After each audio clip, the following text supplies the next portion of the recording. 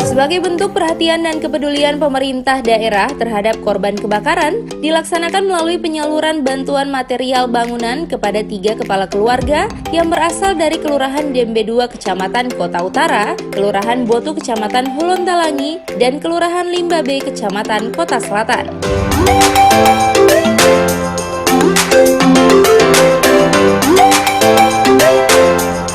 Bantuan material bangunan ini diserahkan pemerintah Kota Gorontalo untuk meringankan beban para korban kebakaran dalam membangun hunian yang lebih baik lagi. 3 kepala keluarga yang berasal dari kelurahan berbeda ini mengalami musibah kebakaran sejak awal tahun 2019 lalu yang sebelumnya telah diberikan bantuan untuk kebutuhan pokok pasca kebakaran.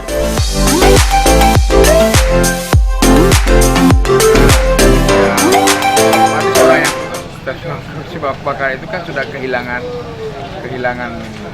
harta benda, aset mereka sudah ini.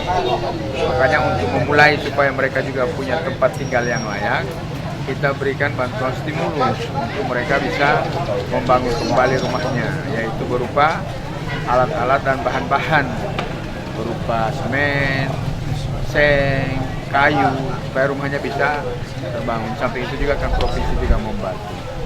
Yang kedua, pesan saya kepada warga masyarakat umumnya agar saat ini di musim kemarau dan musim angin seperti ini, agar hati-hati jangan sampai api bisa merambah ke perumahan kita atau tempat tinggal kita.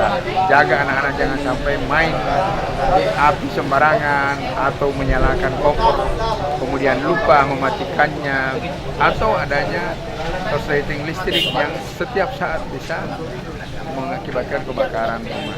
Makanya hati-hati dalam menjaga rumah kita agar tidak kebakaran, apalagi sekarang musim kemarau dan angin bisa merambah.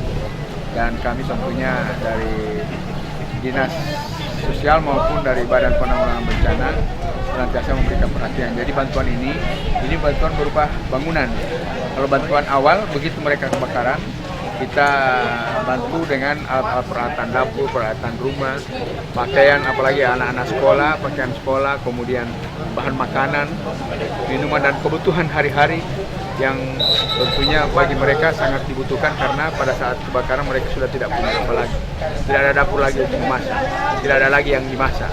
Kita bantu dengan bahan makanan dan pakaian serta selimut, pakaian dan lain sebagainya.